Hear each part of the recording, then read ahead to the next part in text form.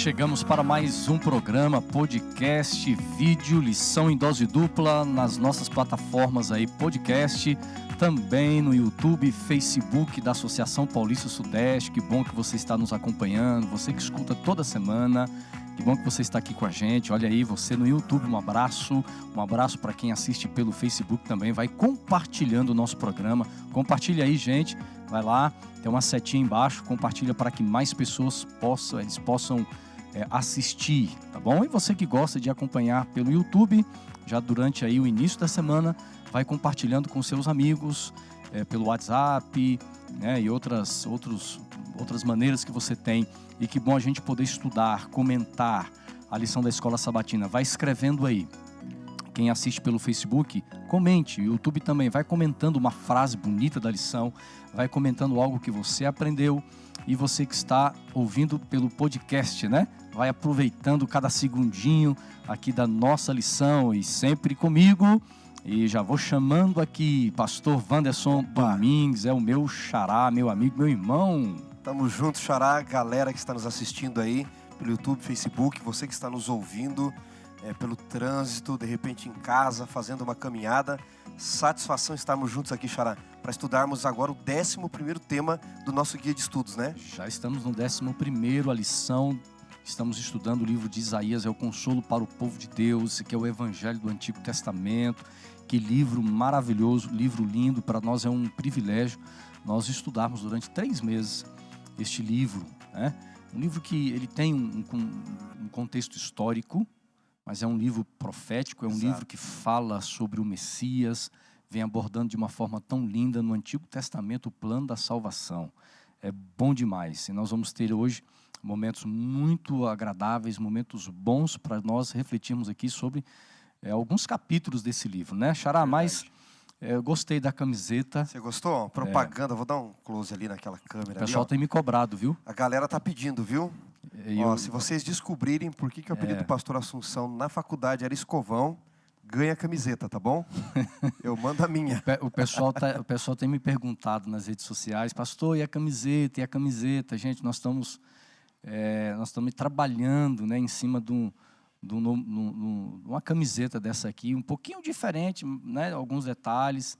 Logo nós vamos ter a camiseta. Maravilha, hein? Ok? Nós vamos sortear. Tem gente aí que eu até prometi, rapaz.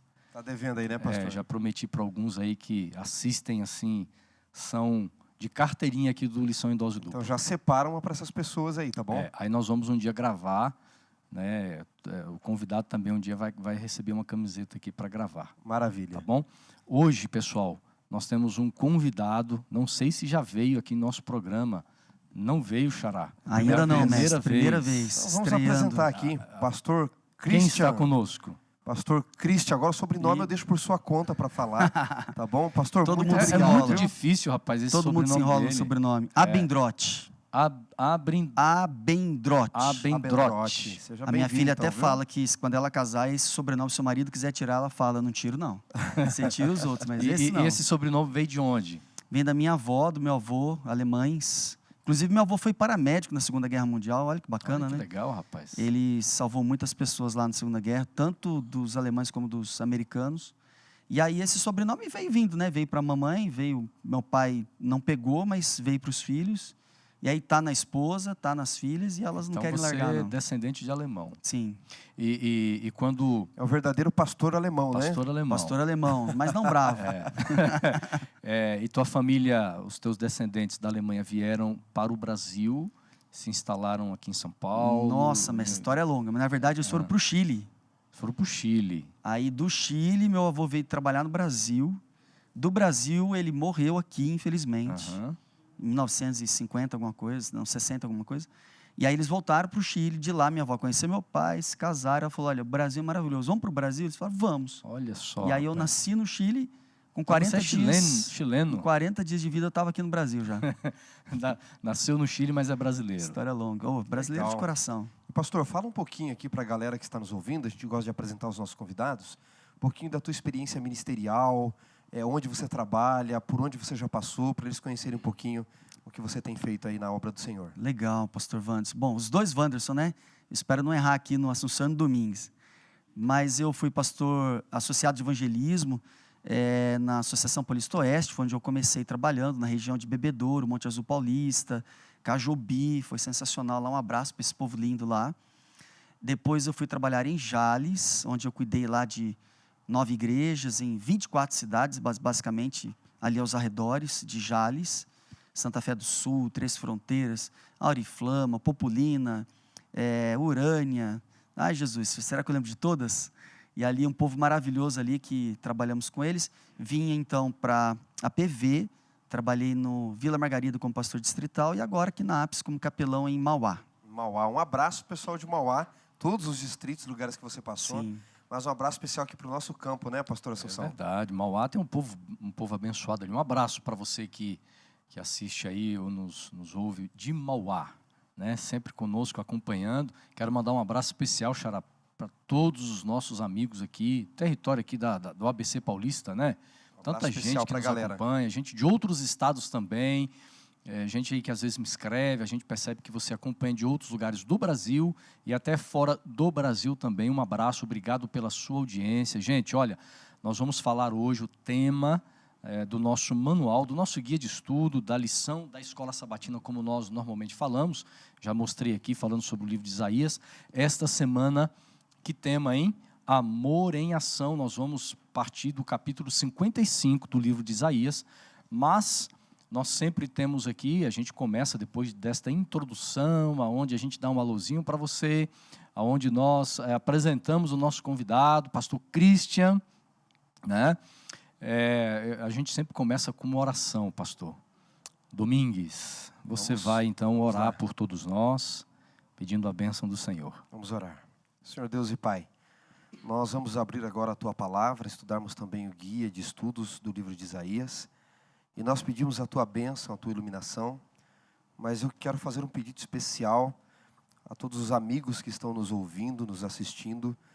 Nosso país e o nosso mundo, Senhor, está vivendo neste exato momento uma das maiores crises desta geração. Pessoas, infelizmente, estão perdendo a vida, outros aí perdendo seus entes queridos. Queremos pedir uma proteção, Senhor, a todos nós, a Tua misericórdia a este mundo, a este país em que vivemos. Por favor, Senhor. Que Jesus não demore em voltar, porque este mundo irá de mal a pior. Então, que o Senhor nos prepare para a Tua vinda, especialmente através do estudo da Tua Palavra. Amém. Oramos por Jesus. Amém. Amém. Muito obrigado, Xará. Nós entramos então em nossa lição da Escola Sabatina, Amor em Ação. É interessante esse tema, amigos. Eu percebo uma sociedade polarizada, uma sociedade contaminada pela raiva, contaminada pelo egoísmo, por exemplo. As pessoas muitas vezes usam as redes sociais para defender as suas ideias e elas defendem de uma forma não pensando muito na opinião do próximo, por exemplo. A gente vê o mundo e vivemos num mundo de intolerância, falta de respeito. Mas, ao mesmo tempo, a gente percebe que as pessoas elas são intolerantes, mas elas também falam de amor. E eu percebo que, quando eu olho para a Bíblia, e principalmente para esses capítulos agora, que nós vamos estudar durante a semana, os capítulos 55, 58, né? O conceito de amor na palavra de Deus é completamente também diferente daquilo que o mundo fala de amor. Xará, isso é profundo demais, e amigos que estão aí nos ouvindo e assistindo.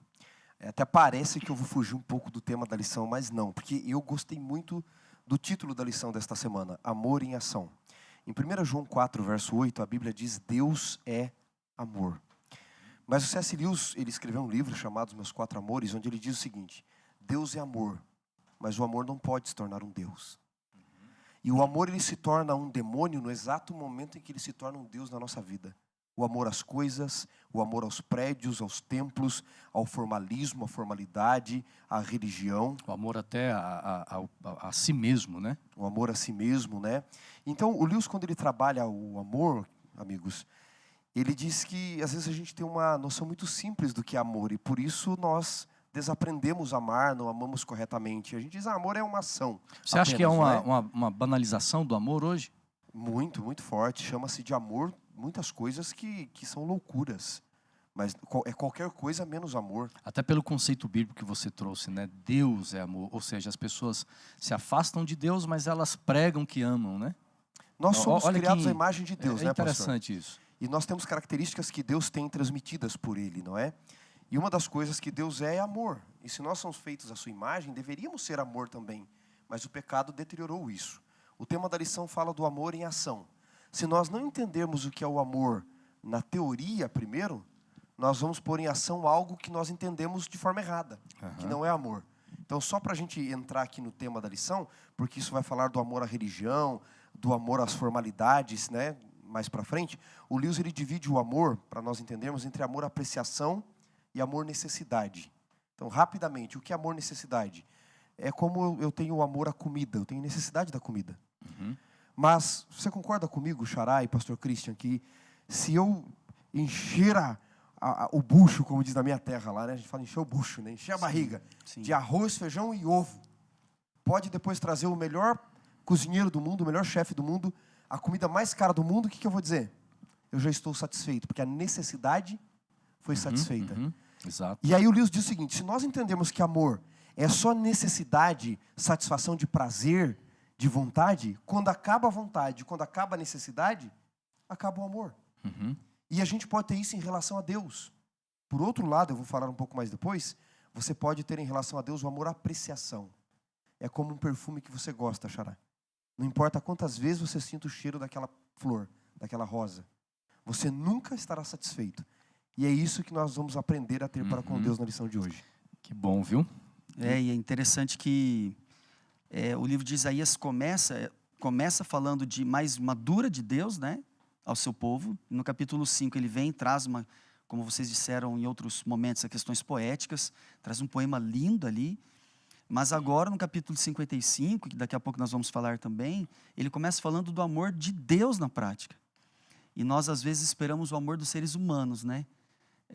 Hoje, como você estava dizendo, pastor Wanderson, existe uma banalização realmente do amor em todos os sentidos. As pessoas querem ser compreendidas naquilo que elas entendem, mas elas têm muita dificuldade de compreenderem os outros da forma que eles também se entendem. E isso tem feito com que a palavra de Deus fique em segundo plano. Usando também um outro autor, John Ortberg diz assim, né? Quero conhecer todas as profundezas de Deus, todo o resto é mero detalhe. Mas as pessoas não têm se preocupado em conhecer as profundezas de Deus, né? Eu espero que essa semana a gente consiga passar para eles essa noção do que é o amor em ação. É verdade. Porque eu vejo que o amor em ação é uma resposta do meu amor e do amor de Deus por mim. Verdade. Né?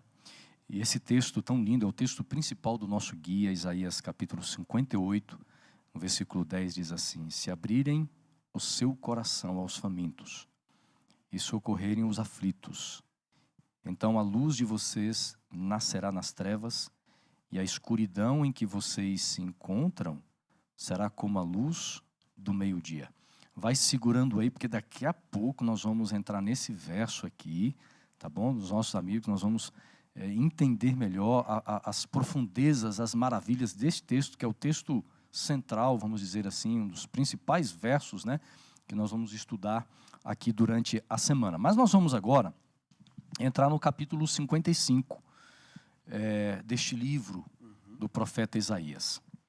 E no capítulo 55, amigos, eu quero destacar aqui o versículo 3. Eu vou começar pelo verso 3 e eu quero jogar para vocês um tema, tá? E baseado nesse tema nós vamos ampliar um pouquinho a nossa compreensão, então, dentro do contexto do capítulo 55. O verso 3, acompanha aí na sua Bíblia, você que pode abrir a Bíblia, ou você que está escutando o podcast, vai ouvindo, tá? Diz assim, Isaías 55, verso 3, deem ouvidos e venham a mim, escutem e vocês viverão, porque farei uma aliança eterna com vocês, que consiste nas fiéis misericórdias prometidas a Davi. Amigos, Deus está dizendo aqui que faria uma aliança eterna. Nós vamos estudar sobre esse tema da aliança no próximo trimestre, então a gente vai dar só um spoiler aqui, pastor Wanderson, para a gente entender esse conceito de aliança entre Deus e seu povo, entre Deus e ser humano, já apresentado pelo profeta no capítulo 55. Pastor, aliança em hebraico, a palavra berit significa preso, amarrado com cordas, né? Certo. Deus escolheu se unir, ficar preso, amarrado a nós, né? E Deus faz aliança com algumas pessoas, várias pessoas, mas tem algumas alianças mais destacadas, pontuais na Bíblia, né? Você tem Adão, Oséias fala que ele havia feito uma aliança com Adão. Você tem o próprio Noé, em Gênesis 6, a primeira vez que a palavra aliança aparece na Bíblia é com Noé. Depois você tem uma aliança 12, com Abraão, o capítulo 6 já aparece, né, de Gênesis. Eu digo com Abraão, capítulo 12, né? Com Abraão aparece no capítulo 12, no 13, 15, no 15, vai se repetindo no 22, vai aparecendo o tempo todo. E depois você tem a renovação da aliança com Judá, etc. Mas a última pessoa na Bíblia com quem Deus faz uma aliança particular é Davi. Nunca mais Deus fará. Só e no faz Salmos, com o povo, com a nação em termos gerais. Exato, né? Exatamente, pastor. E no Salmos 89, vou pedir aqui para o pastor Christian ler para nós. Claro. Salmos capítulo 89, deixa eu só conferir aqui o versículo, versos 3 e versos 3 e 4. Verso 3 e 4.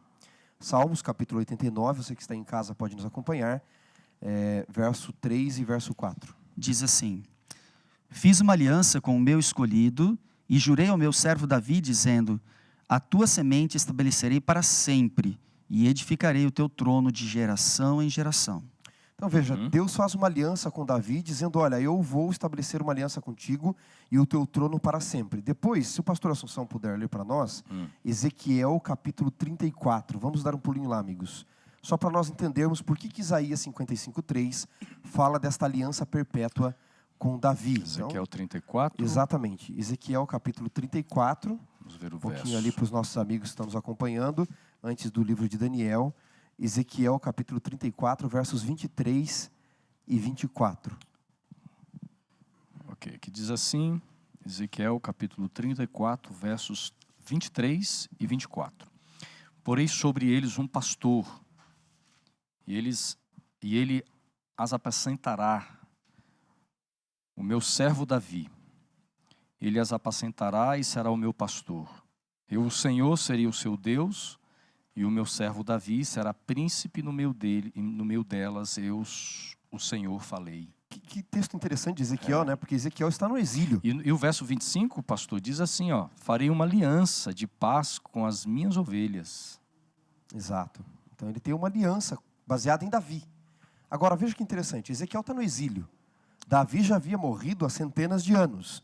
E o texto diz assim, que eu vou suscitar um só pastor. Quem é? O meu servo Davi. Mas Davi já havia morrido. Como pode Deus prometer, numa profecia, enviar Davi? Ele está falando, obviamente, de um descendente de Davi. Por isso, pastor Assunção e Christian, quando nós voltamos a Isaías 55, no verso 3, e Deus fala de uma aliança perpétua com a casa de Davi, ele está falando de um rei que viria, mas também como servo, porque Davi também é chamado em 2 Samuel de o meu servo Davi. Um descendente de Davi, né? E traria uma aliança eterna para com o seu povo. Isso vai ficar claro no Novo Testamento com Jesus que vem da descendência de Davi. Por isso Isaías é o evangelho do Antigo Testamento. É interessante porque quantas vezes, a partir do capítulo 50, melhor, do capítulo 40 de Isaías, ele fala tanto de Cristo, ele fala tanto do Messias, mas ele não deixa claro quem é o Messias. Tanto é que o eunuco, quando está lá em Atos, né, ele vem estudando o livro de Isaías e ele se detém em alguns trechos do livro, tentando entender assim, quem o profeta está dizendo aqui.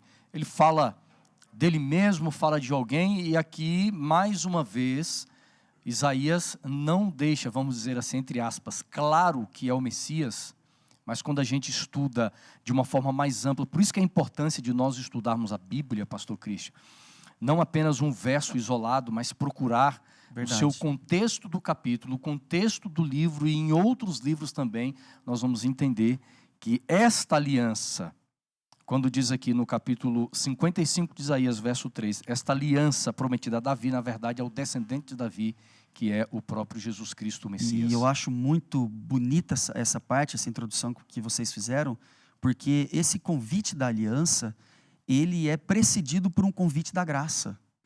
Na verdade, a aliança em si, os termos da aliança, tudo que envolve a aliança de Deus para com a humanidade, para com a terra, para com o ser humano, para com o povo de Deus escolhido, para o remanescente, que nós vamos estudar no próximo trimestre, vai ser muito, eu gosto muito desse tema também, ela está toda envolvida na graça.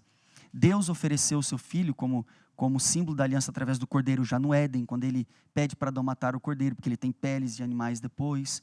Deus oferece depois para Noé. Noé faz o sacrifício quando ele sai do dilúvio, Abraão e assim por diante. E aqui em Isaías 55, diz: todos vós que tendes sede, vinde a mim.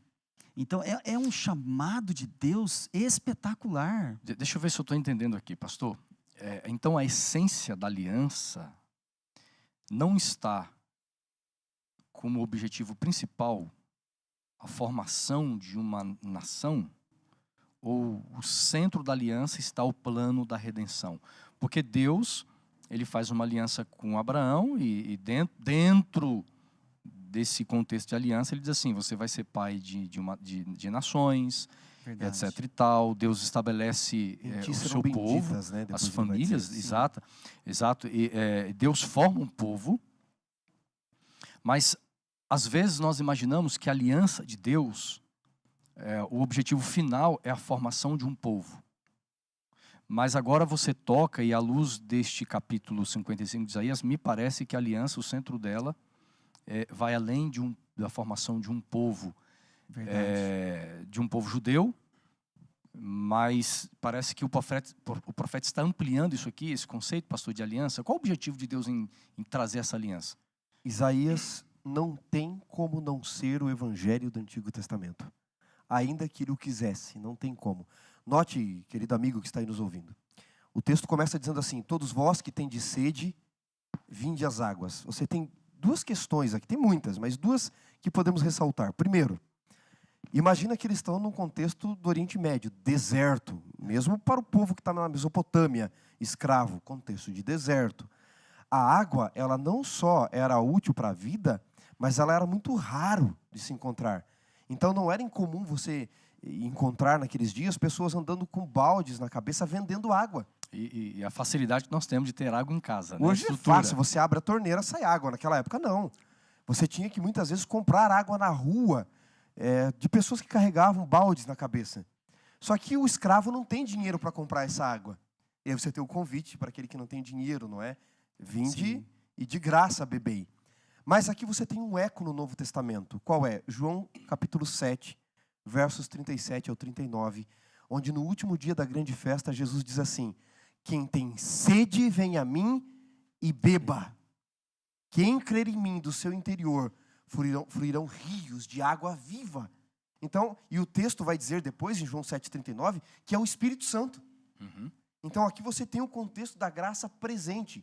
E notem que no Evangelho de João, onde Jesus é a voz, o servo que ecoa, venham a mim e bebam de graça, você tem em João, no capítulo 1, ele saindo das águas, no capítulo 2, transformando as águas, no capítulo 3, mandando nascer das águas, no capítulo 4, oferecendo a água da vida, no capítulo 5, contrastando as águas falsas, no 6, andando sobre as águas, no 9, mandando o cego ir ser curado no tanque nas águas, e aqui no 7,39 ele diz: venham a mim para poderem beber a água viva. Agora, o início do capítulo diz assim: todos vocês que têm sede, venham às águas. Nós chegamos à conclusão que é uma necessidade espiritual de todo ser humano. A água é o Espírito Santo, pastor. Me desculpa, pastor Cristiano. Sim. Ser prolixo aqui. A água é o Espírito Santo. Jesus é a fonte, é quem clama. A água é o Espírito Santo. Ele diz a Nicodemos que não nascer da água e do Espírito no original, né? Da água, no português está da água e do Espírito. No original está da água Espírito, João 3,5. A água aqui oferecida já no contexto da aliança da graça é o Espírito Santo. Aí aqui a gente tem que parar para se perguntar algo. Por que você tem que ser batizado? Ou seja, todos nós temos a sede desta água. Porque nós somos corrompidos espiritualmente. E quando eu mergulho nas águas, eu estou aceitando o todo do Espírito em mim. É a natureza espiritual, é a transformação, é a graça. O processo de redenção é me restaurar a imagem de Deus. E é tão forte aqui a questão da graça, né? É tão forte em Isaías. a questão da salvação, do servo que era Davi, agora se torna Cristo como meu servo, que é chamado de meu servo, desde Isaías 52, 53, que aqui ele diz também, ó, vinde comprar e comer, e sim, vinde comprar sem dinheiro e sem preço. Ele faz uma comparação até aparentemente há uma sem contradição, sentido, pastor. Né? Há uma contradição contradição porque como você compra algo, alguém te oferece um produto e você não tem condições de comprar, Exato. mas diz assim, não, mas compre assim mesmo, mesmo sem condições, mesmo de graça, sem crédito. Mas você tem que gastar dinheiro. Eu me recordo quando eu fui pastor no norte do Brasil, isso há muitos anos atrás. Eu fui pastor de uma cidade bem pequenininha e quando eu mudei para lá eu precisava comprar algumas coisas, precisava comprar alguns móveis e eu não tinha cheque, não tinha cartão de crédito. Tempos difíceis. Tempos de vacas magras. E eu falei para minha esposa, como é que eu vou comprar? Eu fui até uma loja. Como era uma cidade pequena, quando eu entrei, o dono da loja, você que é o pastor da igreja adventista? Eu falei, sou eu mesmo. E falou, pastor, que bom, seja bem-vindo aqui à nossa loja. E me apresentou a loja, o que ele tinha. Aí ele me disse assim, pastor, o que você precisa? Puxa, eu estou aqui para te servir. Eu já me senti bem, puxa vida, ó, estou sendo bem atendido numa loja. Eu falei, olha, eu preciso de alguns móveis. Ele falou, não, pastor, isso aqui nós temos. Preciso de uma mesa, preciso disso, daquilo. Eu falei, mas tem um problema. Eu não tenho como comprar, como pagar. Eu não tenho cheque, eu não tenho um cartão de crédito. Ele me surpreendeu, dizendo assim, pastor, fique tranquilo, porque eu vou te vender. Ele me vendeu com nota promissória, pastor Wanderson. Você que estuda direito, ele me vendeu com uma nota promissória. Fazia muito tempo que eu não vi uma nota promissória.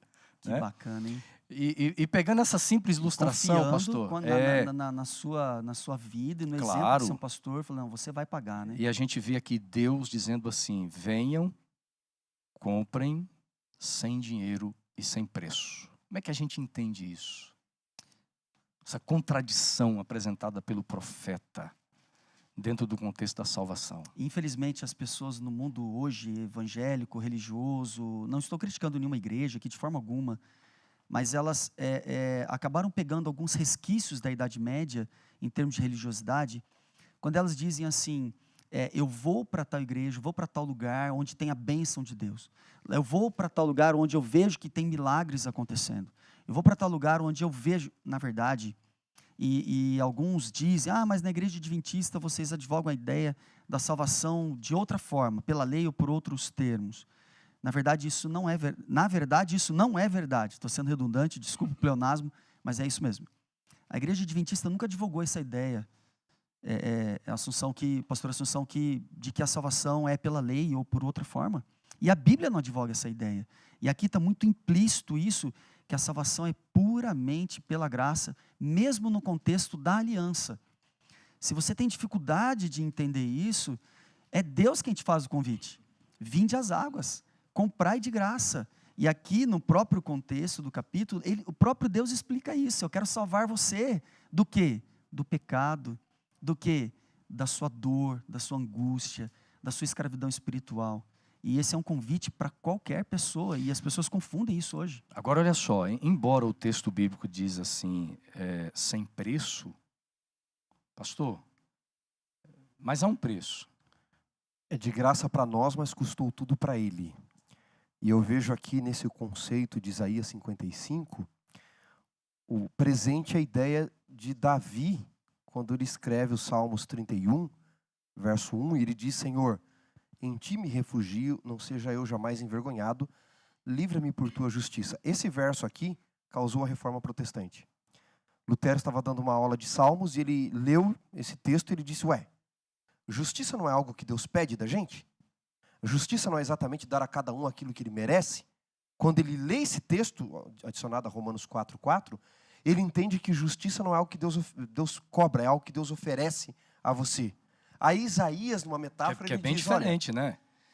Bem, muda todo o conceito, né? Aquilo que ele cobra ou oferece. Ele não está pedindo justiça de você, até porque nós não temos nada para dar. Isaías já disse que a nossa justiça é como trapos de imundícia. Agora aqui ele está oferecendo a justiça dele. Em Isaías 55 também. Ele está dizendo, vocês não teriam dinheiro para comprar. Se fosse para vender, vocês não conseguiriam. Não há dinheiro que pague o que vocês precisam para serem salvos, justificados. Então é o seguinte, para vocês é de graça, mas custou tudo para mim. Esse é o conceito que Isaías está trazendo aqui. Que custou a morte do próprio Filho de Deus e do próprio Deus na cruz, né? Quando ele se entrega completamente ao ser humano, né? Exatamente. É um conceito amplo de justiça, não é? Foi feita uma pesquisa alguns anos atrás com os milionários americanos e perguntaram para eles no que eles gastariam boa parte da fortuna deles. Então, eu vou falar aqui aproximadamente, né? Eu não me lembro a exatidão, mas uma boa parte deles disseram que gastariam cerca de $300 mil para ter um grande talento. Cantar, falar, tocar algum instrumento. Uma outra parte dos milionários disseram que gastaria cerca de $500 mil para reencontrar um grande amor do passado. Uma outra parte disse que gastaria cerca de $700 mil para poder corrigir um grande erro que cometeu. E a maior parte deles disse que gastaria mais de $1 milhão para ter direito à vida eterna. Não é estranho que a gente queira pagar por aquilo que é de graça?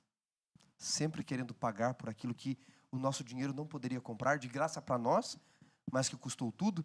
Nesta oferta da água da vida e da graça, pastor Christian, ele diz, vocês não têm dinheiro, vocês são escravos, não só em Babilônia, mas escravos do pecado. Então, é de graça para vocês. É isso que mesmo. Lindo, né? E se vocês me permitem, uma vez eu estava conversando com uma pessoa, vou contar bem rápido essa história, e ele não conseguia encontrar perdão nele mesmo. Ele entendia que tinha encontrado o perdão de Deus e a graça de Deus, mas ele não se perdoava por um pecado cometido no passado. Um homem grande, mais alto que eu, tem 1,80, ele devia ter 1,90. E ele chorando aqui no meu ombro após um sermão. E ele dizia, pastor, será que Deus realmente me salvou? Será que Ele me libertou? Eu olhei nos olhos dele e disse, com certeza. Deus salvou você na cruz. E Ele já perdoou você. Você não tem do que ter medo. E ele, mais alguns minutos ali, ele me perguntou várias vezes isso. Então eu li para ele Miqueias 7, não é o contexto aqui agora, só contando, né? E falei para ele, eis que os vossos pecados jogam nas profundezas do mar. E eu falei essa frase para ele, e Deus nunca mais se lembra. Ele olhou para mim, então chorou, me abraçou e falou, pastor, muito obrigado, eu precisava ter essa certeza. E ali ele entrega a vida dele a Cristo e se batiza, uma história linda e fantástica, que eu me lembrei aqui agora. Sabe que quanto mais nós estudamos sobre o tema da salvação, da graça, mais nós vamos tendo a percepção da gravidade do pecado, de quem nós somos, da necessidade de Deus. Eu quero convidar você que está chegando agora aí pelas redes sociais, Facebook, YouTube, né? Acompanhe com a gente aqui o estudo da lição de número 11, falando sobre o amor em ação, estudando o livro de Isaías. Compartilhe nas suas redes sociais, tá bom? Vai compartilhando aí, gente. Se você está no Facebook, não compartilhou, faça agora, tá bom? E vai escreva uma palavra que expresse a tua alegria, o que representa a salvação de Deus na sua vida, tá bom? Pastor Christian, não sei se você tem a Bíblia aí, ou o Xará, Isaías 55, os versos... Tem, tá aqui. Tem aí, pastor Christian? Leia, por favor, os versos 6 e 7. Vamos lá. Isaías 55, versos 6 e 7.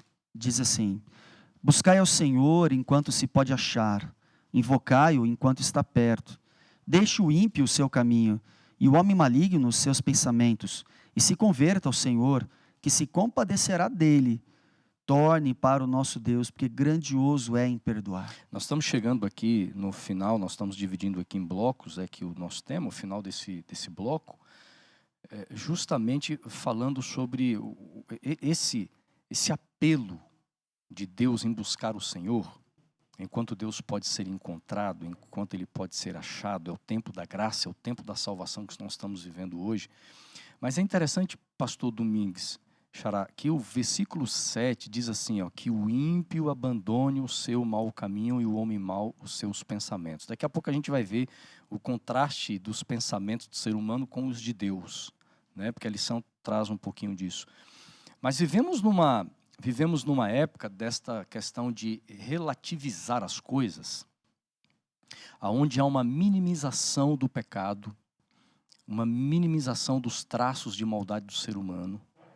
E neste contexto também, Xará, de viver numa sociedade aí, né, do politicamente correto, tem gente que até acha uma aberração um texto desse aqui, o ímpio, não, porque não existe mais o ímpio, nós não podemos mais, né, Deus é amor, politicamente correto tudo, dizer, né? que existe ímpios na terra, dizer que existe pecadores, e alguns podem até dizer o seguinte, a Bíblia, ela precisa passar por uma atualização, porque não pode ter mais né? O ímpio, o pecador. Mas veja, quando a gente estuda sobre a graça de Deus, Xará, e a gente vê a gravidade do pecado, é isso aqui que a Bíblia está dizendo. Exatamente, pastor. A Bíblia não despecaminiza o pecado. Pecado é pecado. A Bíblia fala de um Deus de amor, de um Deus de perdão, de um Deus que entende o contexto da nossa vida. A Bíblia traz o Evangelho, mas pecado é pecado. E o pecado, para você ver a severidade dele, é só você olhar para a cruz do Calvário. Se o pecado não fosse o que ele é, não seria necessário o próprio Deus se encarnar e morrer.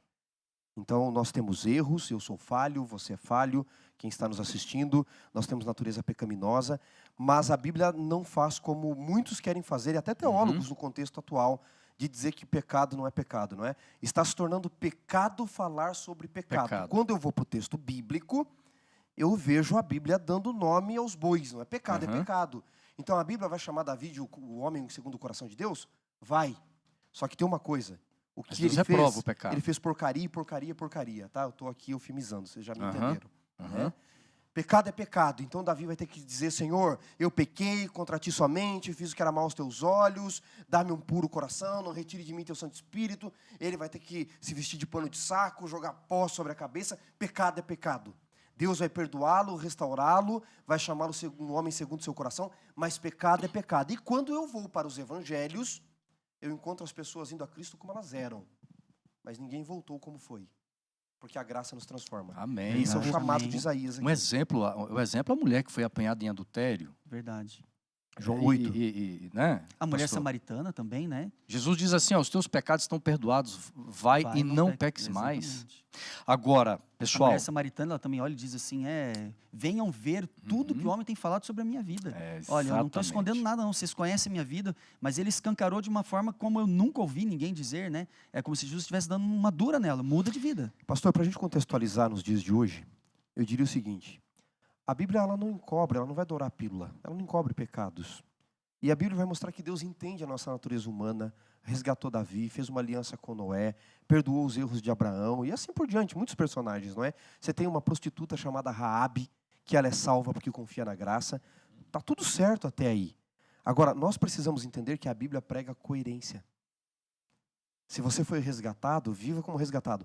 Wanderson, você está falando aqui de impecabilidade, né? Eu já até enrolei a língua aqui, né? Você ser impecável, não é? Não estou falando aqui desta impecaminabilidade. Não é disso que eu estou falando. Eu estou falando de natureza pecaminosa. Mas eu estou falando de darmos o devido valor à graça, meus amigos. E entendermos que o pecado causou a morte do Filho de Deus.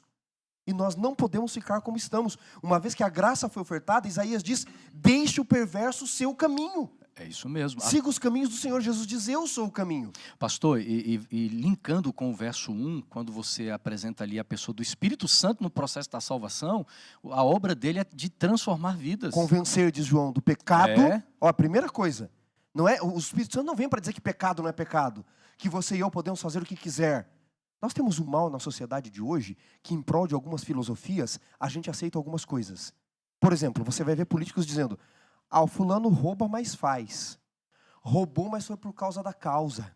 Né? Por causa da causa. Há uma justificativa, né? Não, pecado é pecado. E o Espírito Santo tem a primeira tarefa, convencer o mundo do pecado. Da justiça que nós precisamos, não merecemos, mas precisamos.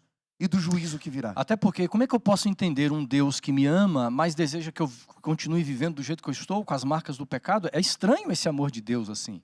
Deus não seria amor. Seria uma graça assim, barata, ou não é? né? Agora, seria uma graça desvirtuada daquilo que Deus ensina. Na verdade, o pecado, a condenação, ele na verdade nos faz repensar no processo de salvação.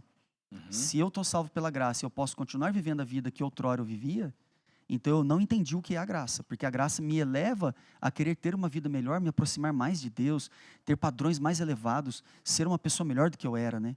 Eu conheci a história de um homem que ele era empresário, advogado, e a família estranhou, porque com 65 anos ele encontrou o evangelho. Eu não lembro, acho que não lembro o pastor que contou essa história é linda. E ele chegou em casa e começou a mudar. Depois de um mês a esposa pensava em separar, não aguentava mais, a pessoa olhou para ele e falou, o que está acontecendo com você? Por que você agora é calmo? Por que você agora não briga mais? Por que você não estressa mais? por que você não está desse jeito? E ele disse, eu encontrei Jesus Cristo, eu me tornei adventista do 7º dia, estou frequentando a igreja.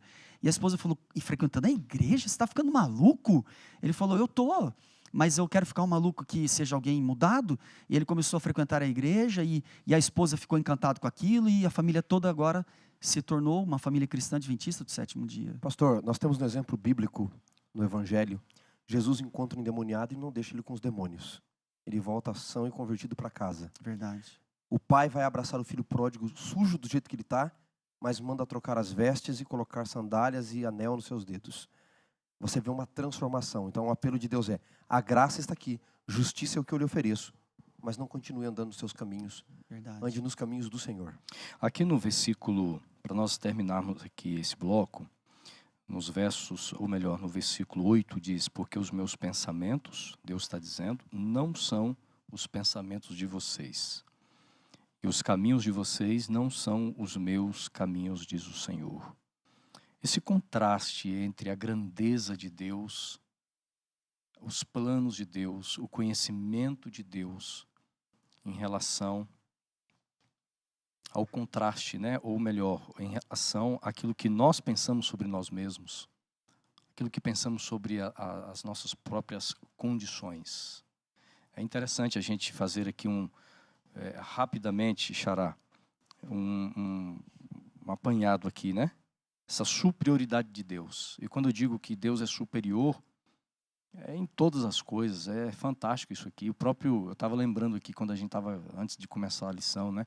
Lembrando de Nabucodonosor, depois que ele fica 7 anos vivendo como animal, volta à sua realidade, à sua consciência, os seus pensamentos. E naquele momento, ele reconhece quem ele é e quem realmente Deus de Daniel era.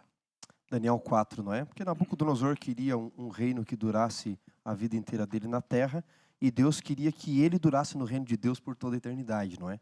Você vê o contraste dos caminhos do Senhor, por exemplo, na história de José. José ele sonha com o sol, a lua e as estrelas se inclinando diante dele. E até por uma espécie de interpretação de Jacó, que era um profeta também, ele diz, eu, tua mãe e teus irmãos vamos nos inclinar diante do Senhor. E aí José passa tudo que ele passou, sofre tudo que ele sofreu, e a mãe dele nunca se inclinou diante dele, porque Raquel morreu. Mas Faraó, que era o deus Sol, considerado como deus Ra, a sua esposa, e depois os irmãos de José e todo o Egito têm que se inclinar diante dele.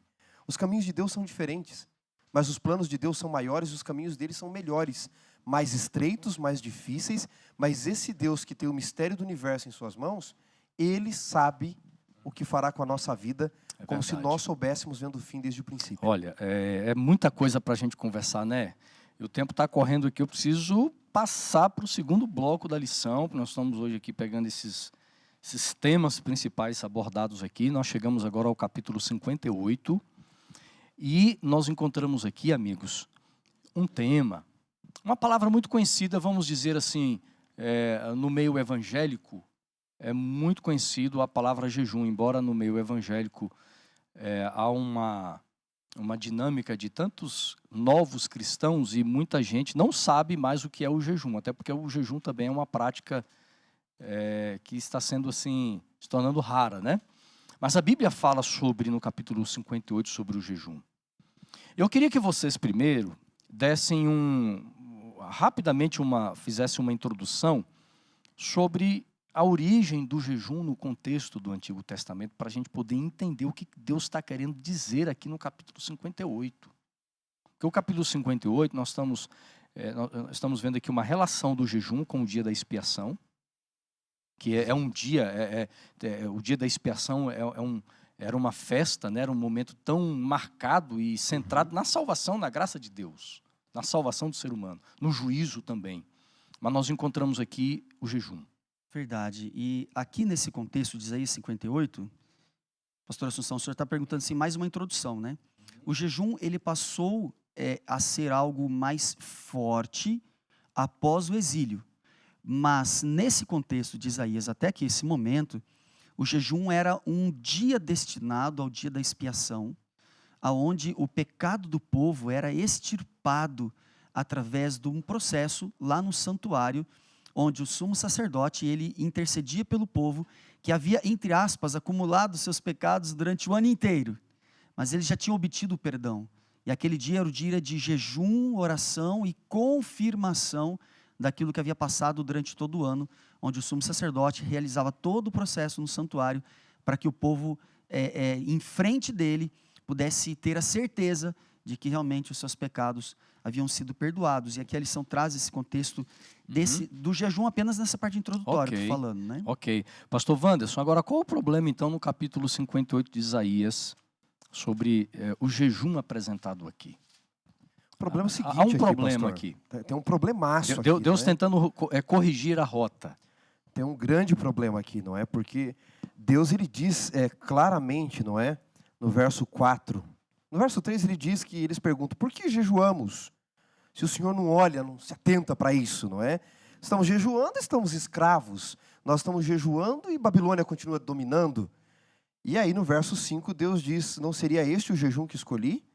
Que o homem um dia, né, aflige a sua alma, incline a sua cabeça como junco, que é um sinal de humildade, estenda debaixo de si pano de saco e cinza. Aí ele diz assim, não é? Chamarias isto tu de jejum, dia aceitável ao Senhor?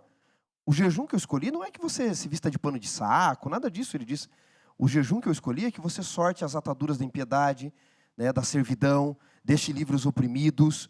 É curioso porque no livro de Levíticos você tem o jejum de duas formas. Não é? O pastor Cristo introduziu sobre o dia da expiação, começava 10 dias antes o jejum. Isso. Mas você tem no capítulo 25 de Levíticos o jejum do ano do jubileu, que era o ano da liberdade. Contava-se 7 vezes 7, 49, e o ano seguinte, depois desses 7 vezes 7, todo o 7º ano paravam, no 50º ano deveriam libertar, devolver a terra.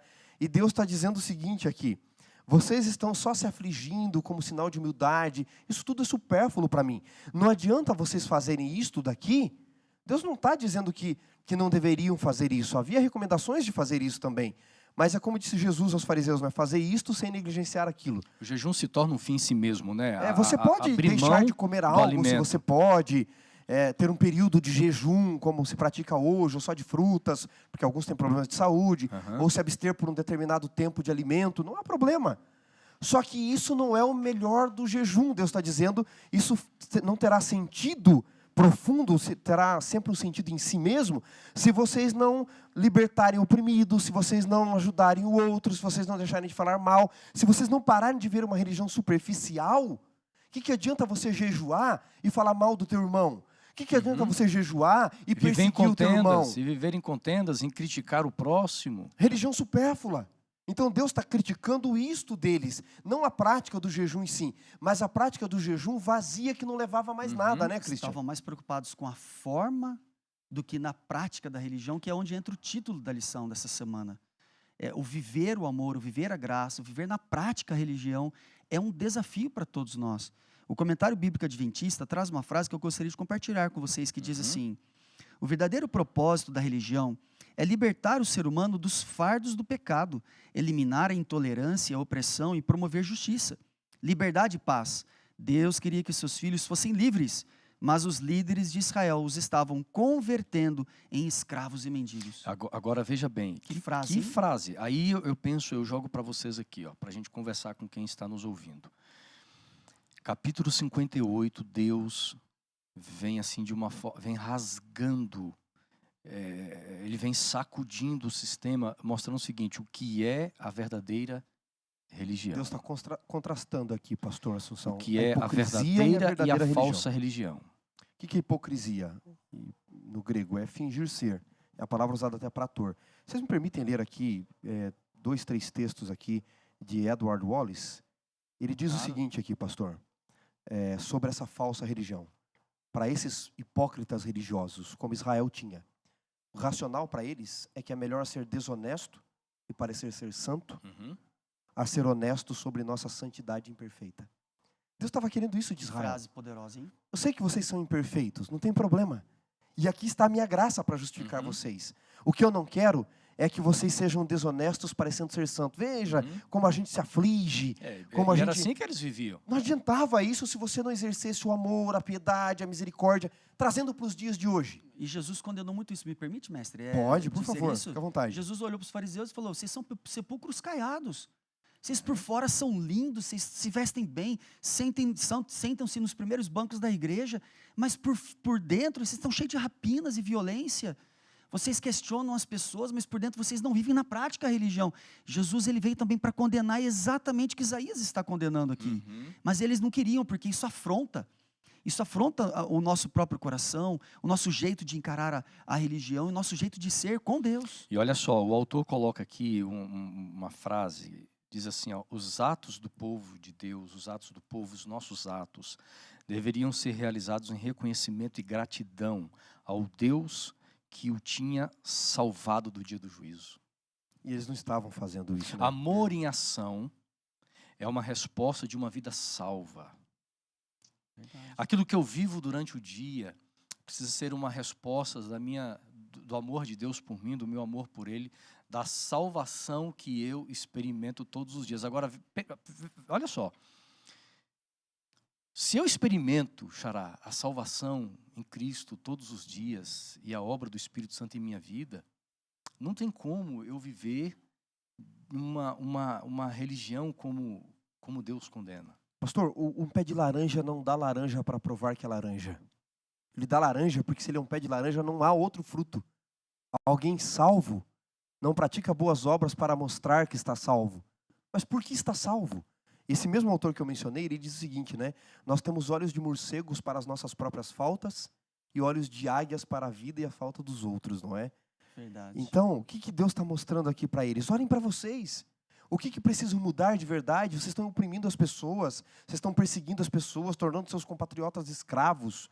Vocês são escravos em Babilônia, estão escravizando os outros. Ou para quem ainda estava no contexto da época de Isaías, porque essa profecia remete dos dias dele a 150 anos depois, ele está dizendo que Israel está uma desgraça, uma injustiça total. Eu dizia aqui sobre os nossos dias. De que adianta a gente guardar o sábado? Não é que você não tem que guardar o sábado. Você deve guardar o sábado, está na lei de Deus. De que adianta a gente devolver o dízimo? Não é que você não tem que devolver o dízimo. Está na Bíblia também, que nós temos que ser fiéis ao Senhor. Viu, Xará? Mas não praticar isso com amor e justiça. E muito mais pensar assim, e também como eu guardo o sábado, porque a forma como eu guardo o sábado Exato. precisa ser fruto da minha vida com Deus. Alguns tornam o sábado um fardo para a própria família e para os outros. Exato. Agora, eu vou trazer uma questão assim, pode ser até polêmica, mas nós não vamos polemizar, nós vamos tentar centrar espiritualmente isso aqui.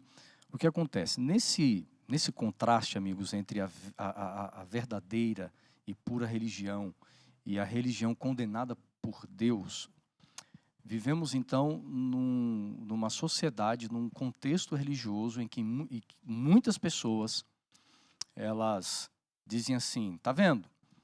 A igreja, nós estamos vivendo numa igreja ou a igreja que eu vou, há muita hipocrisia. As pessoas estão mais preocupadas com formas, com os rituais, e eu quero viver, né? Eu quero viver esta religião ensinada por Deus, né? Aqui no capítulo 58, essa essência religiosa.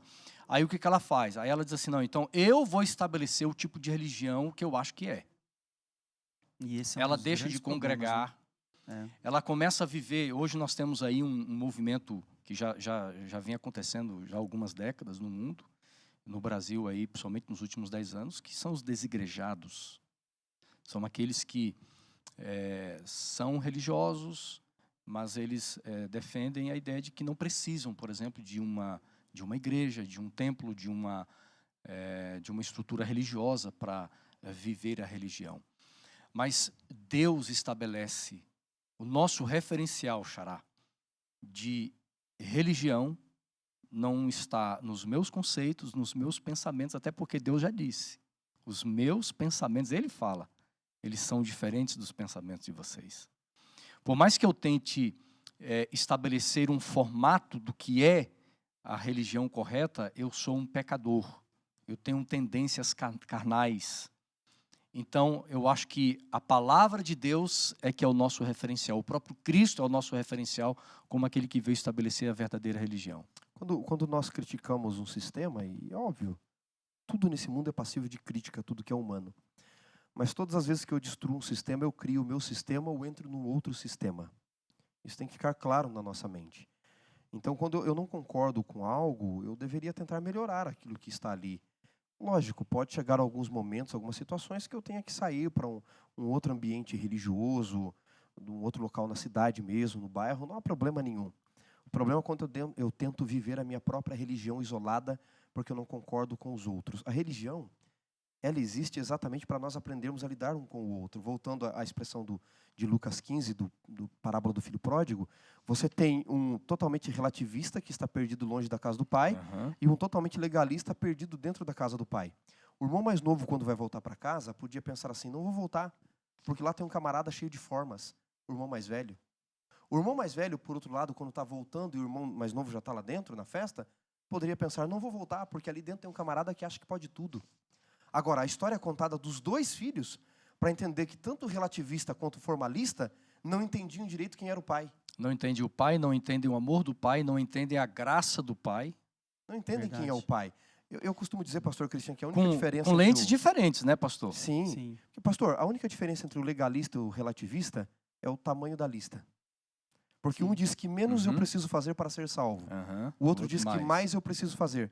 Mas os dois não entenderam o que é graça. Vocês não acham, por exemplo, que esses dois grupos, né, que são dois grupos bem distantes um do outro, vocês não acham que eles minimizam demais tudo isso que nós estamos estudando sobre salvação, sobre graça, sobre perdão, sobre pecado, por exemplo? É aí onde entra a falta de equilíbrio nas pessoas, né?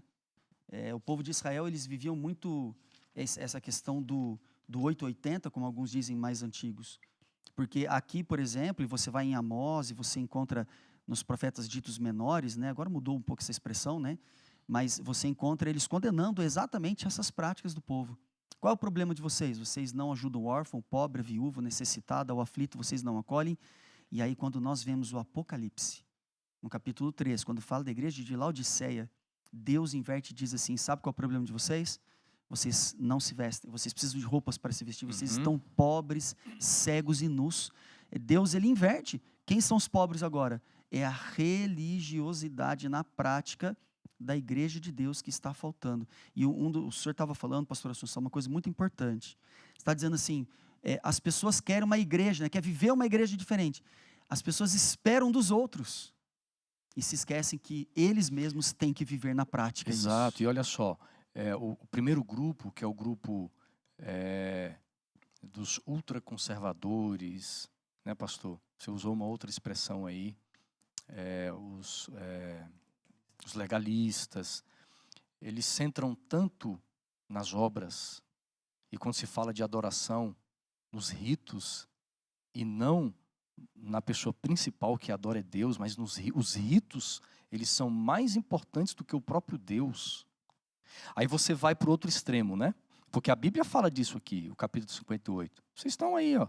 Vocês cumprem de uma forma tão perfeita os ritos, mas o coração de vocês, parafraseando que você falou sobre o amor, né, de C.S. Lewis, eles deixam de amar o Deus, que era o objeto central da adoração, e ama os ritos. Exato. E aí nós vamos para o outro extremo, os liberais. Os liberais não estão preocupados com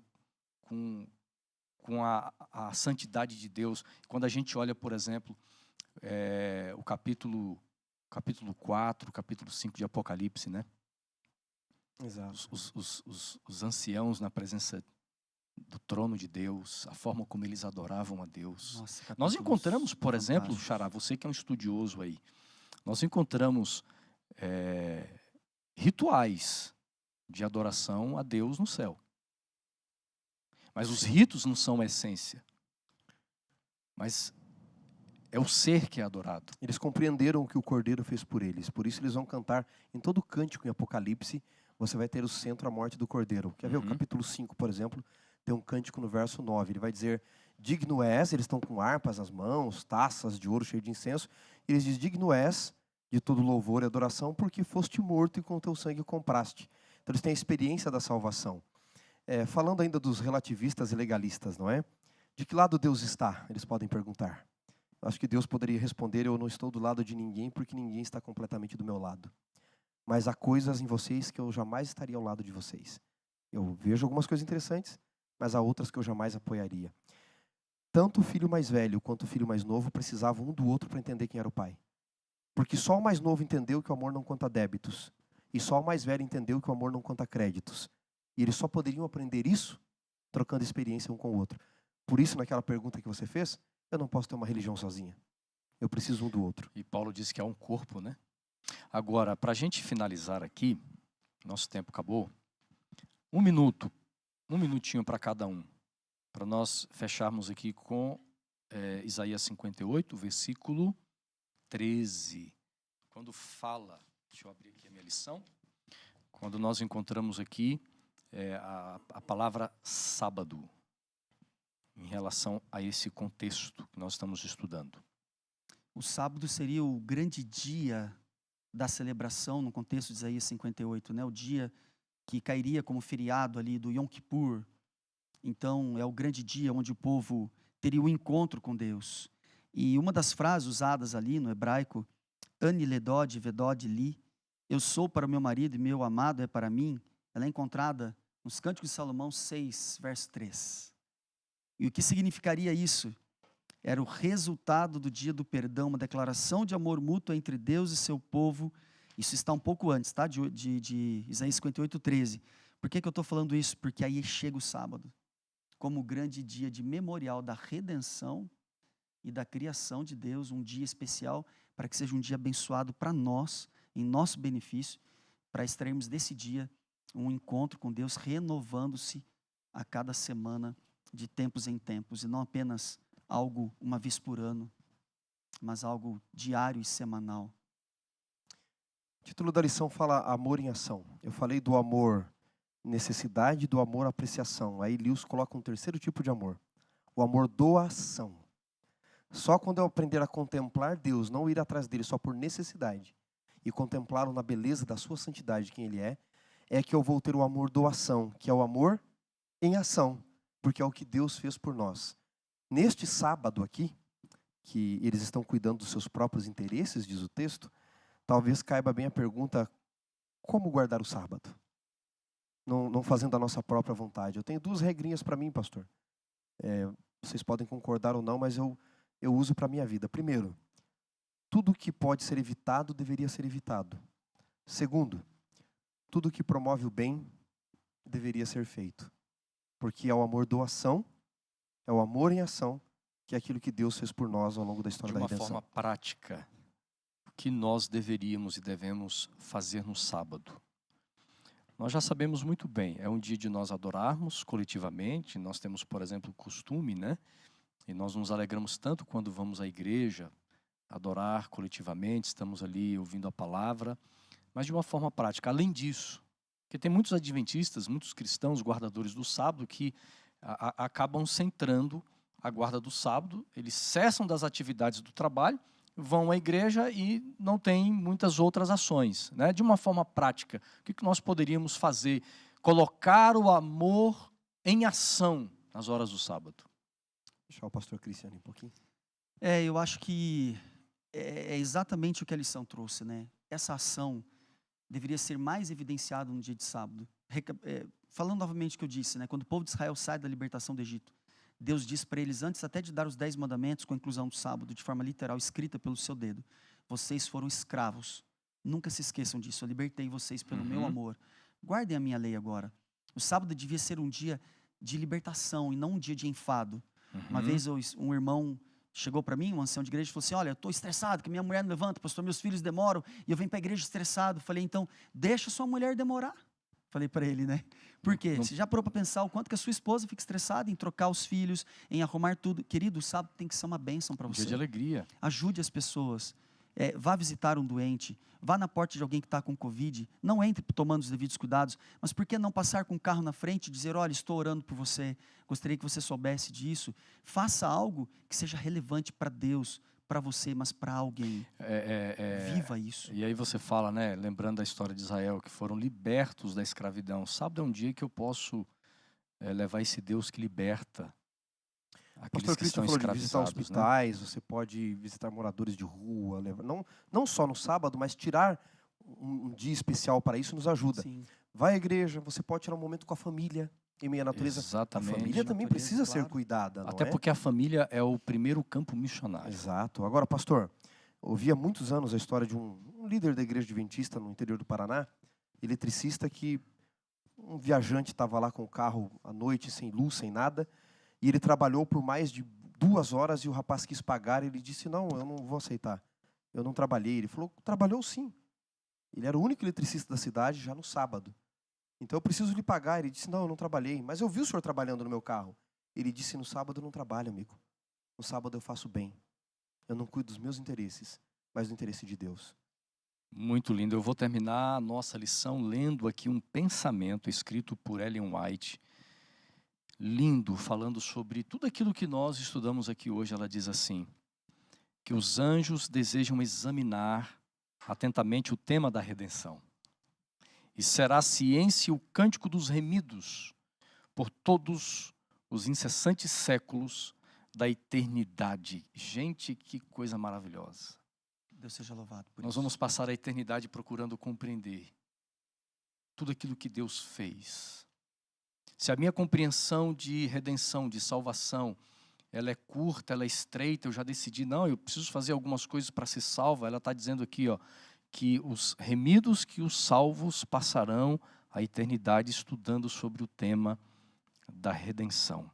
Que Deus nos abençoe. Muito obrigado, amigos, por mais um estudo, para a gente conversar sobre esse tema tão bonito. Pastor Christian, muito obrigado, Sim, viu? Obrigado a vocês. Por você ter privilégio. vindo, estar com a gente aqui. Nós te agradecemos de todo o Deus coração. abençoe, pastor. Obrigado. Viu? Mandamos um abraço para os nossos amigos que estão acompanhando pelo podcast, YouTube e Facebook. Muito obrigado por sempre estar conosco também. Compartilhe aí na sua timeline o Lição em Dose Dupla. Tá ok? Pastor Christian, termine orando por todos nós. Oremos. Querido Deus, nos ajuda, Jesus, a vivermos na prática o Evangelho em ação para salvar pessoas. Não somente trazendo para a igreja, mas mostrando de forma viva, de forma eficaz, o que Cristo fez por nós na cruz. E para isso, precisamos do Teu Santo Espírito, precisamos de Ti e precisamos ainda mais do Senhor Jesus em nossas vidas como exemplo e nosso principalmente como nosso substituto. Obrigado, Senhor, por tão providenciosa graça e abençoa todos esses que nos ouviram. Quem sabe até alguém que está agora internado possa receber essa lição e aprender que o Senhor é um Deus de amor e de libertação. Abençoa, assim, a todos que nos ouviram, a nós também, é o que te agradecemos por Jesus. Amém.